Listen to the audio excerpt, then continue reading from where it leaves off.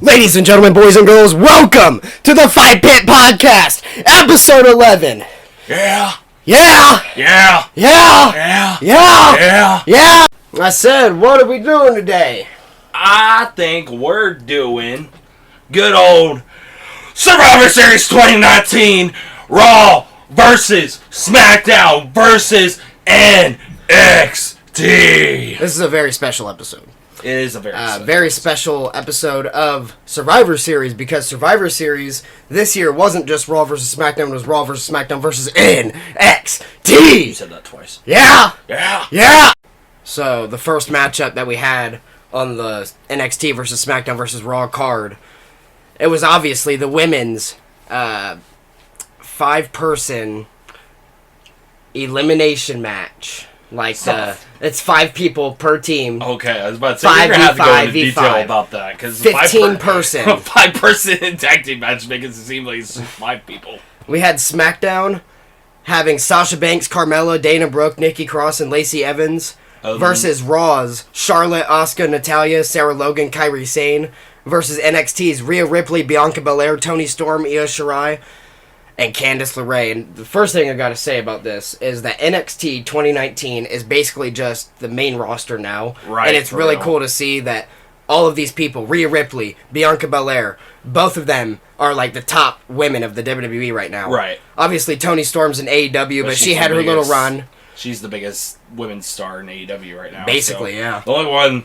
unfortunately, that doesn't have like very much star power right now is Candice LeRae, unfortunately. Yeah. And Io Sky, obviously, the current SmackDown Women's Champion, so it's really cool to see everything about that. Yeah, so, I don't know, this was a very long match, so obviously we're going to miss a lot of things, but the first thing that I noticed was Io versus Kairi. Their standoff was just, I mean, we've had it, and they're a tag team now with the... Damage Control. Yeah, Damage Control. Thank you. You're welcome.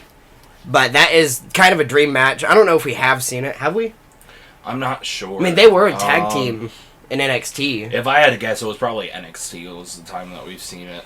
Anyway, yeah, Kairi obviously being on Raw and Io being on NXT, their stare-off was pretty good. Io and Candice were taken out due to their damage from War Games the previous night, which just think about that. They did War Games the night before and then Survivor Series. It was absolutely insane. And it was Io, Candice, and what? Like Rhea Ripley was in there, right? Yeah. And this doesn't have anything to do necessarily with Survivor Series, but the crazy thing, that's kind of like a crazy fact about Io, she has been in every single Survivor Series War Game, or just War Games match of the modern era. Yeah. I always thought that was cool, because I think there's been like 6. Since its inception in 2018. Right. Wait, was... Re-inception. Wait, there wasn't... Re-inception. There wasn't a women's in 2019, was there? Maybe it was just a... NXT there was. Or, I mean 2018, when they first started. I think 2018 there was as well, yeah. Okay, I think it started in 2018, if I remember. Or, no, 2017. We're filthy casuals, don't worry about it. It's alright. But yeah, Belair eliminates Nikki by using the ropes. Sarah... There was a really good Sarah Logan rally, which I thought was kind of cool, but... You won't get this time and day. You'll never get this again. Unless you're Michael Cole, of course. Then you always hear him bantering about the antlers. Yeah. He's got a fetish for antlers. But then she got eliminated by Bianca Belair's 450 splash. And then Bianca Belair and Charlotte had a stare down, which obviously they've had a match now. Right. But at this time... It's crazy. Big moment. Yeah, and then we had Sasha, she broke up a pin. Io had on Toni with a Meteora pin to eliminate Asuka. Actually, not Asuka. You know what, man? I'm not even sure. But Asuka eliminates Dana Brooke. Charlotte and Asuka push each other. Which, that doesn't even make sense. They're on the same exact team. Like, just the leaders of this group butting heads. So it kind of looks like, at this point, at least, that Monday Night Raw is falling apart completely. Yeah. So, yeah, that's not really good. Obviously, they have their past with WrestleMania 34. Right. So, yeah, anyway, then Asuka, she misted Charlotte, and Charlotte got eliminated by Lacey's women's right. Weakest finisher ever, I'm sorry. Yes, honestly. It looks awful every time she does it. I mean, glad she's gone. That's just a finisher that Big Show can use, and it'd be realistic because he's 7 sorry, foot Lacey tall. Evans, but Big Show did it better, unfortunately. I mean, it's all right. It's just it doesn't look effective. Yeah, because she kind of just slops her body. Well, Natalya also didn't think it looked effective because she just rolled her up and eliminated her quickly. I forgot about that part. NXT had 3 members, Raw with 1 and SmackDown with 1. There was a bank statement and a sharpshooter at the same time that eliminated Toni Storm, which was pretty devastating. That was absolutely crazy when that first happened, because it's like I don't know if it was super popular at that time, but like you didn't really see double finishers a lot in that sense that made them tap out. You would see it, but they would immediately get out of it. But to see them use it, a double finisher like that, and for them to tap out is kind of cool in my opinion. Yeah. So then there was a big... Yeah, I already said that. Anyway, the Heart Attack eliminated Bianca Belair. Sasha and Natalya did that, which that was kind of cool.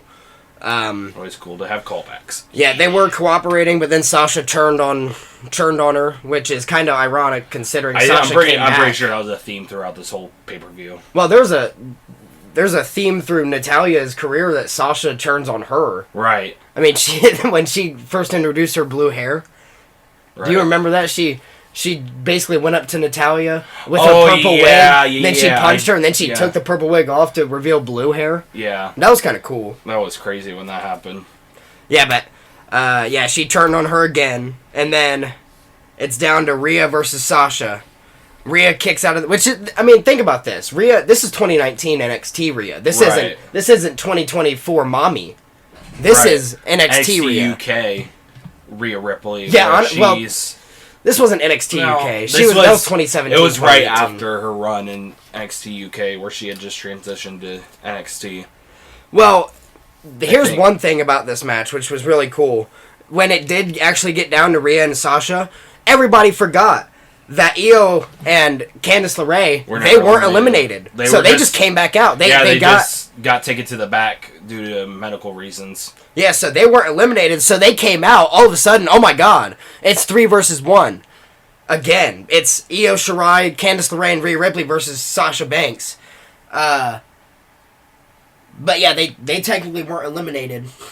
Then we got Rhea getting out of the bank statement, and then Io hit a missile drop kick when Candice was basically distracting the ref, and then there was a riptide by Rhea Ripley, ending the match. First victory for NXT. That brings the count to 1, 2, 1. Raw being 1, NXT being 2, SmackDown being 1. And then we had just a little segment after this. Kevin Owens and Seth Rollins were talking to each other. And obviously, War Games, Kevin Owens went out there and helped not Undisputed Era, but they helped the Team NXT versus Undisputed Era. So, Seth Rollins being on Team Raw, he's the leader, just talking to Kevin Owens about, are you really with Raw or are you with NXT? Right, and then Kevin Owens kind of takes a jab at Seth, and he's like, you're talking about my loyalty. Do we need to bring you back to your loyalty? And he does the whole shield thing and it's like sticks his fist out. I'm like, dang. Then we had, this was just a crazy match. Roderick Strong versus Shinsuke Nakamura versus AJ Styles. If only we could get this match in modern day. It was the mid-card championships of each brand going in a triple threat match. Roderick Strong being the North American, Shinsuke being... Wasn't he the Intercontinental? Yeah. And then AJ was the United States. Yep. Messiah of the Backbreaker. Roderick Strong was going crazy. One of the coolest nicknames. After Backbreaker after Backbreaker. Consistently. Amazing. He was crazy in this match. He was just so good. There was an Olympic Slam Tiger Bomb combo by Roderick Strong, which I thought was really good. There was a Doomsday Device with a kick to Roderick Strong, which I thought that was really cool. AJ had Strong up and Shinsuke from the top. Instead of hitting that clothesline, he hit like a side kick in the air. That was awesome. He doesn't do that very often, but he's done it a couple times. It's always super cool to watch. It was a really good near fall as well. There was a GTS.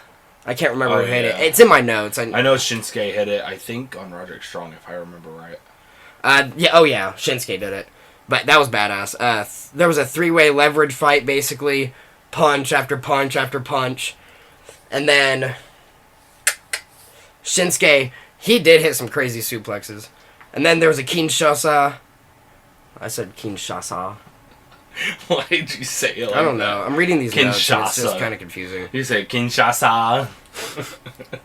There's a Kinshasa near fall broken up by AJ, and then AJ and Styles squared off. Obviously, they're years of history. You say AJ and Styles? AJ Styles. Oh my God.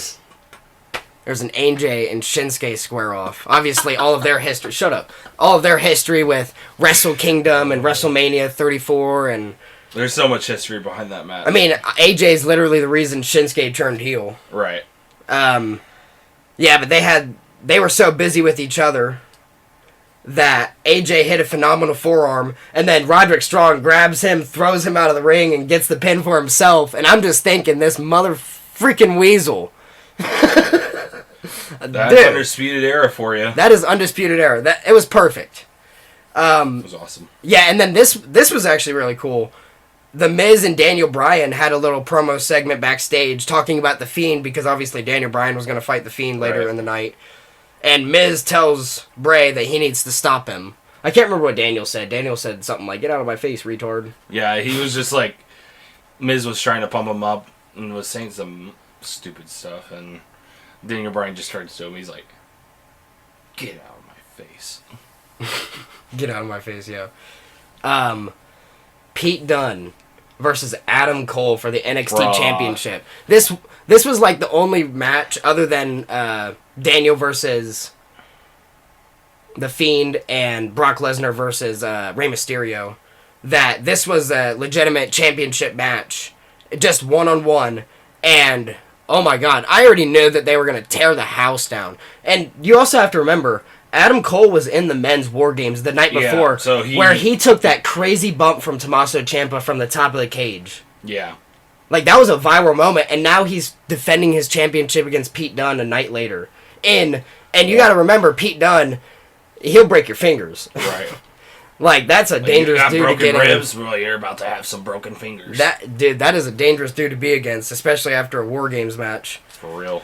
Yeah, basically, Pete Dunne's trying to break Cole's fingers casually. You know, not a big deal. Nope. And then that X-Plex by Pete Dunne is just underrated. It's amazing.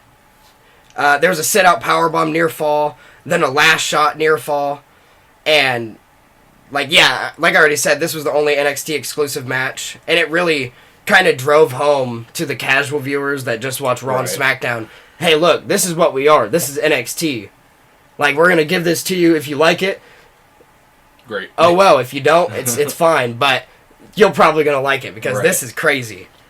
But yeah, there was a standing ovation after a backflip super kick catch. Like, Pete Dunne tried to do a moonsault, and Cole caught him with a super kick. Which we got a callback to that with his feud with Ricochet with Adam Cole. He made a callback to that when Ricochet tried to do the same thing, and Cole caught him with a super kick in midair. Dude, that's just a great spot. Adam Cole does the best.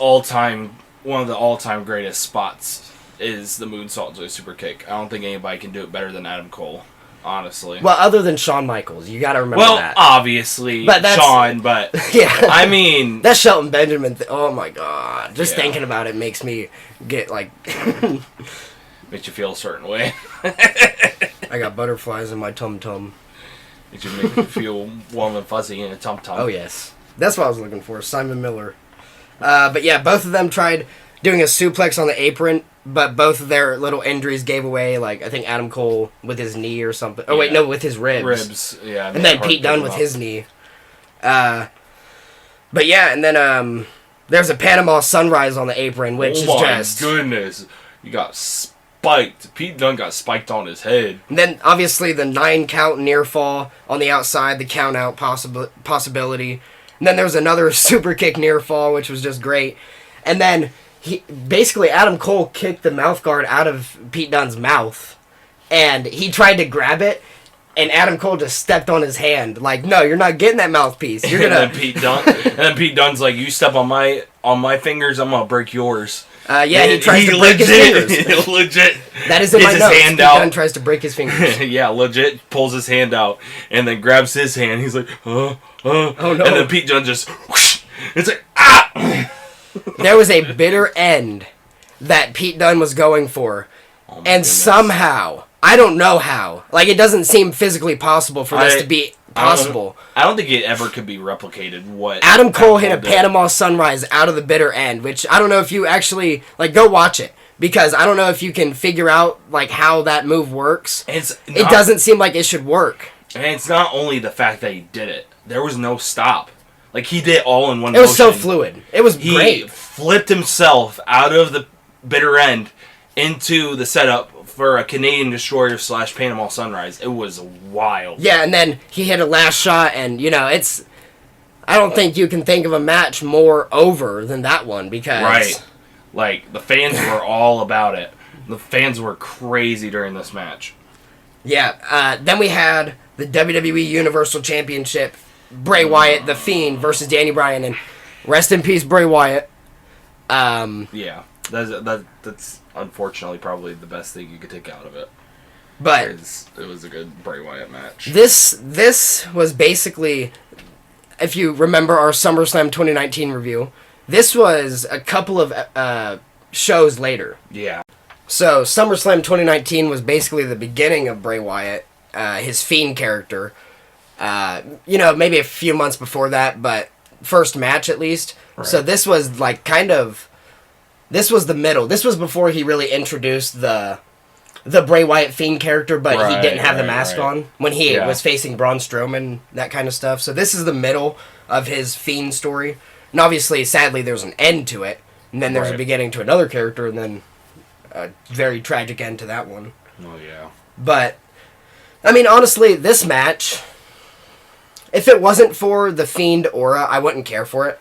But because Bray Wyatt and his creation of just this character was so amazing, I really do feel like I have to... Absolutely brought up the match from where it was. Like, I think that's a lot of what Bray's matches That's a lot of his matches, yeah. His creativeness and his aura with the characters that he comes up with really helps to control and hold up a match that he's in, because it could be literally the worst match ever, and he could be the main reason that it gets 4 stars or something like that, and be able to, which nobody cares about Dave Meltzer's ratings, but yeah, I totally agree. Like, a huge thing with his matches is he brings so much energy, so much creativeness and aura to his matches, which improve them so much. Well, his storytelling is it's next level.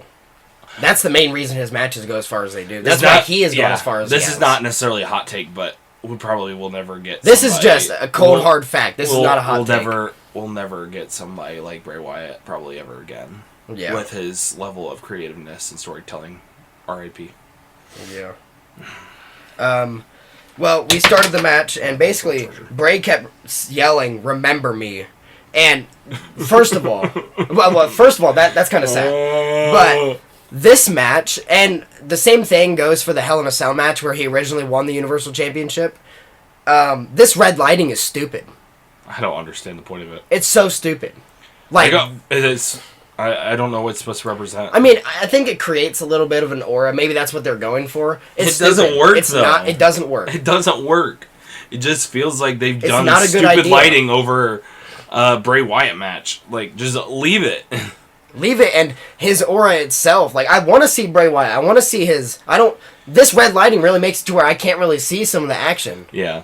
But in my personal opinion, I would prefer the red light over the maggots and the bugs on the ring any day. That they had that WrestleMania match with Randy Orton. I would take that any day.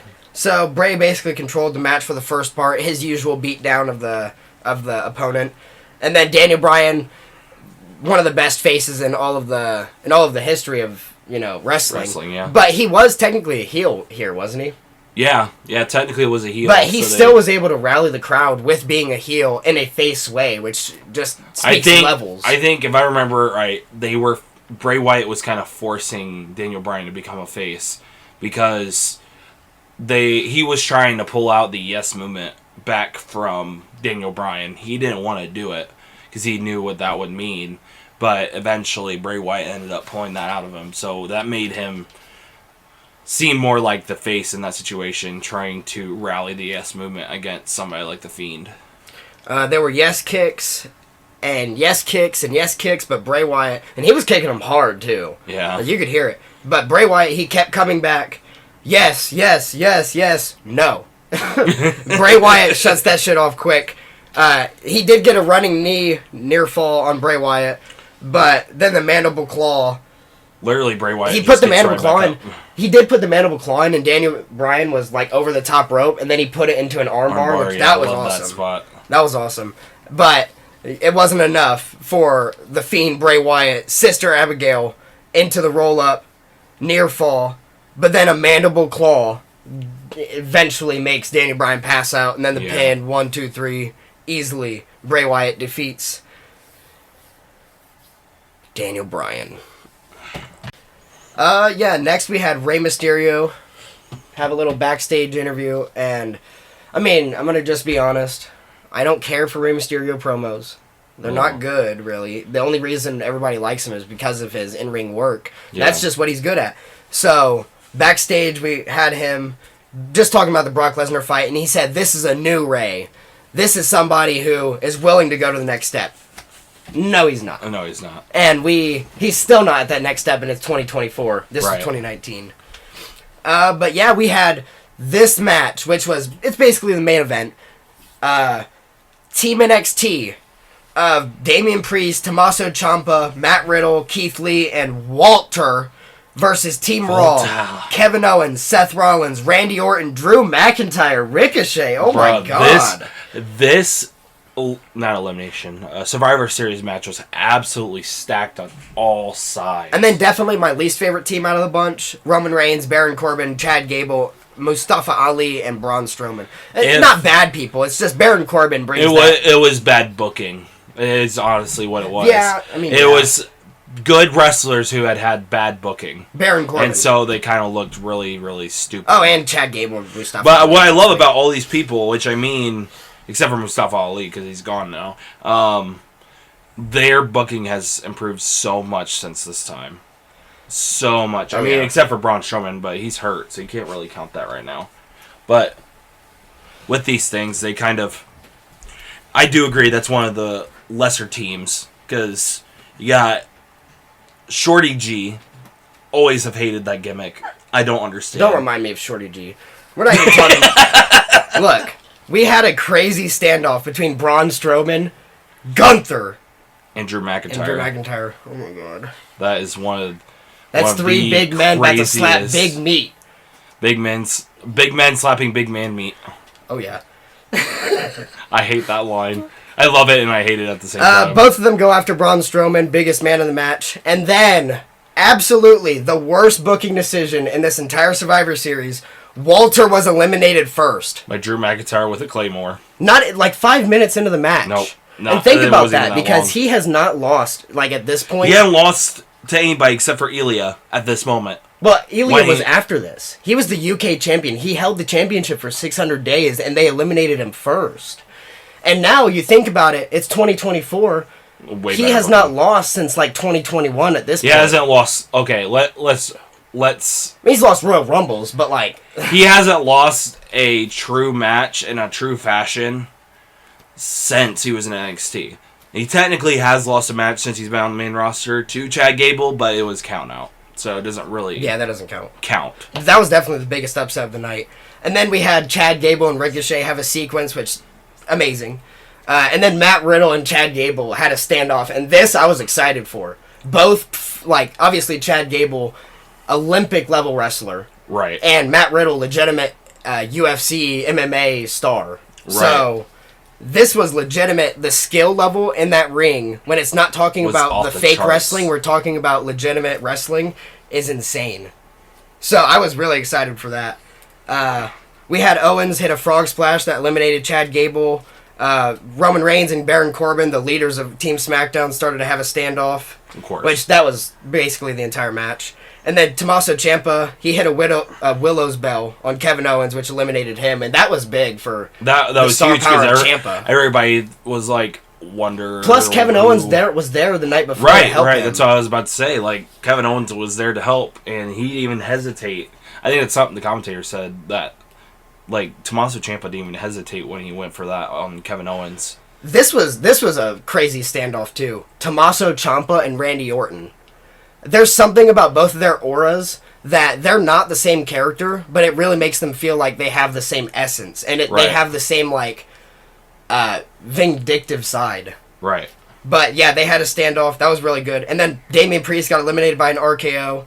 There was an RKO attempt on on Matt Riddle, and this was before their tag team. So this is kind of cool to look back. And Matt Riddle ended up turning it into a roll up, which eliminated Randy Orton. And I was surprised. I mean, right now it wouldn't be really that much of a surprise, but then NXT, then with NXT Matt Riddle, and with like I don't want to say not prime, but this was like peak Randy Orton. This is like peak Randy Orton of that year. This is better than Randy Orton. Yeah.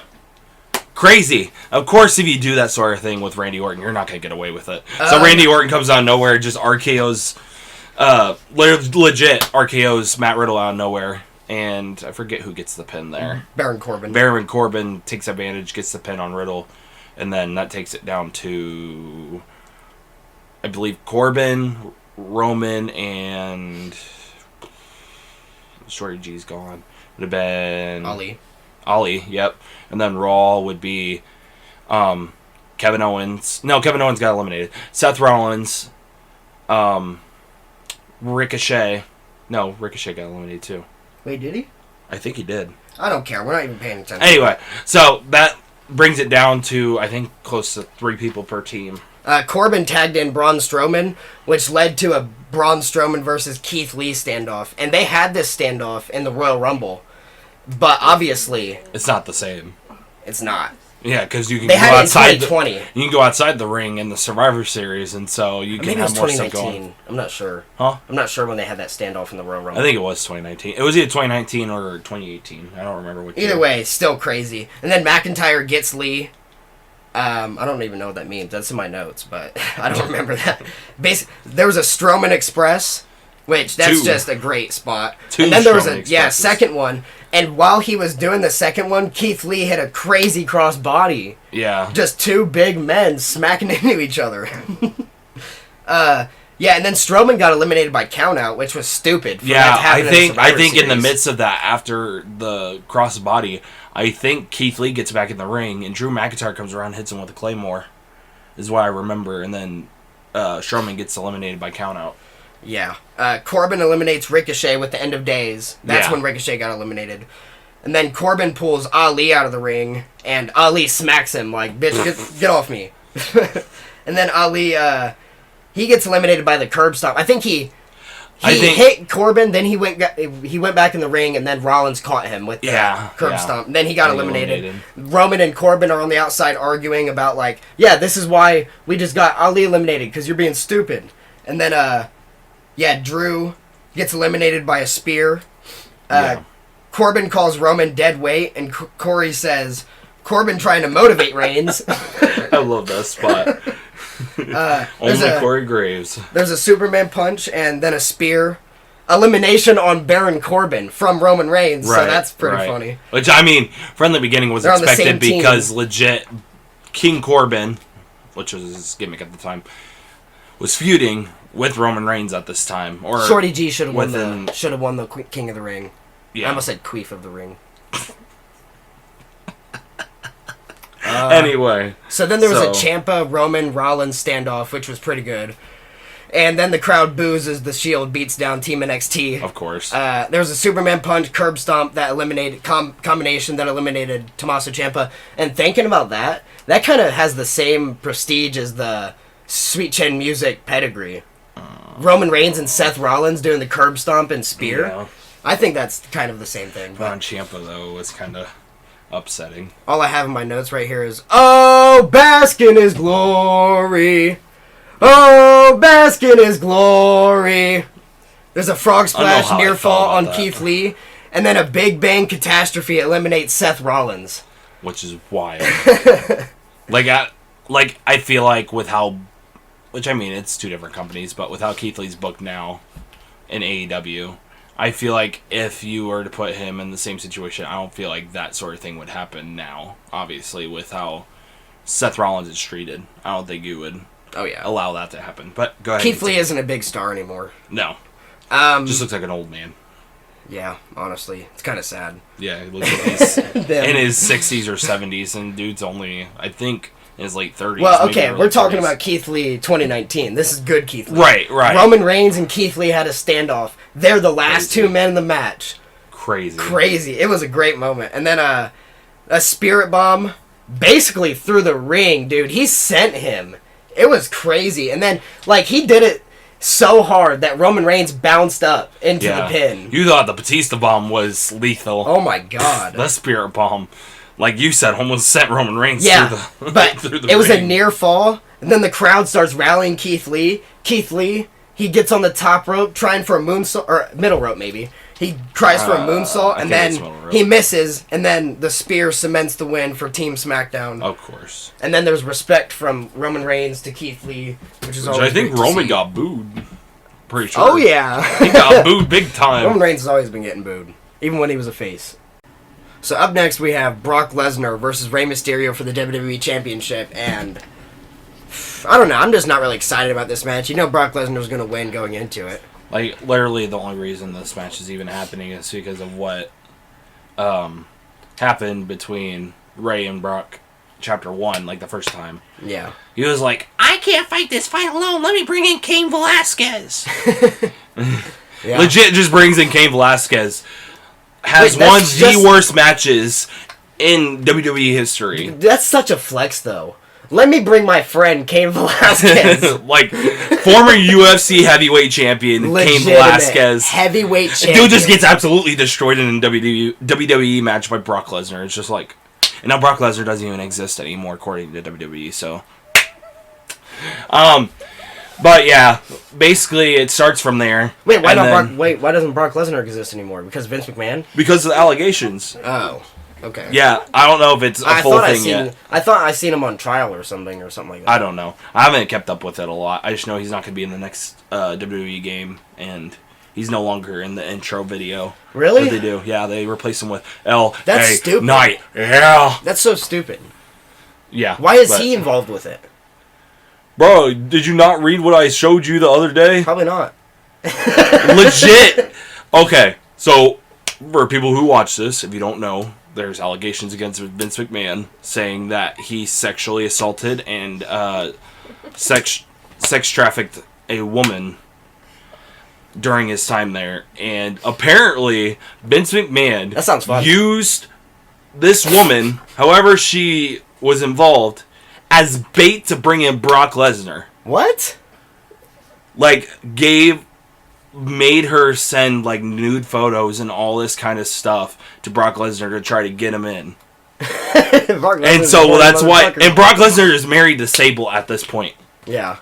So it's already messed up. So that's why they're erasing him from history right now. Is because he might be involved and he could be put away. Possibly. Anyway, that's not the point. I didn't know they were that close. Apparently. But yeah, so the match between Brock and Rey is basically built off their first match, and then after Kane faced him, Rey's like, I want my revenge, but this is going to be a different side of me. I'm going to be more hardcore. I'm going to do whatever it takes, no matter what it costs. And so, with this match, really, it started off okay. And I mean the build-up to it, like I remember watching the build-up to it. It was kind of cool to see Rey Mysterio beat up on Brock Lesnar, but we all knew going into it that Rey wasn't going to win. I mean, I will say they did have me when Dominic Mysterio was out there and they hit a double 619. Yeah, I really thought Rey was about to win. Yeah, but like the first, I don't even know. The first like half of the match is Brock Lesnar just beating the crap out of Rey. That's expected. But that, like you said, comeback. Ultimate comeback. And literally ultimate comeback. You get Dominic Mysterio out there. You get Rey Mysterio. They're beating up each other with kendo sticks, stuff like that. And off that comeback, like you said, you get Dominic Mysterio in there. They hit double 619. Well, no, they hit him with a low blow first. Yeah. Dominic Mysterio hits him with 2 low blows. Then they set him up for a 619, double 619. They I think Dom hits his frog splash, and then when Rey goes for his, I don't know if it's the first one that he gets up, does an F5. No, they both hit it, and then Rey goes for another. They both stacked on top of him for the pin. And he pushed off, and then I think Rey went for another one at some point, and when he went to do the frog splash or his dive, Brock Lesnar caught him midair F5 1 2 3, and that was basically the whole match. Very lackluster.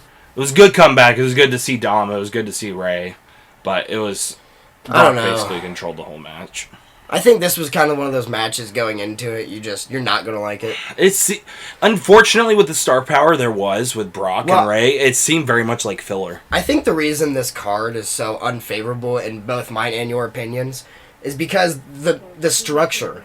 It sucked. You should have. It wasn't even that the structure sucked. There was no structure. It did suck because you had the Survivor Series matches. They did it right by having the women's first. They should have had the men's Survivor Series match go on last because that was the most exciting. That's what I'm saying. There really wasn't any structure to it at all.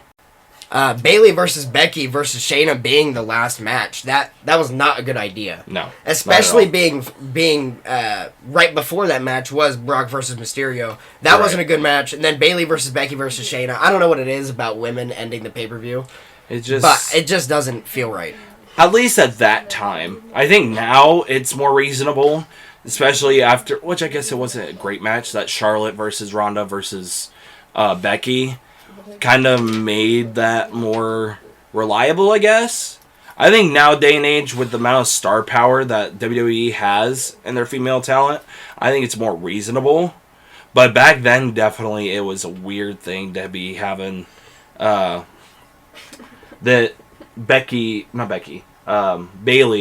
versus Shayna versus Charlotte to be your final match. Wait, you mean it's Bayley versus Becky versus Shayna? Or Becky? It was Becky, so I was right.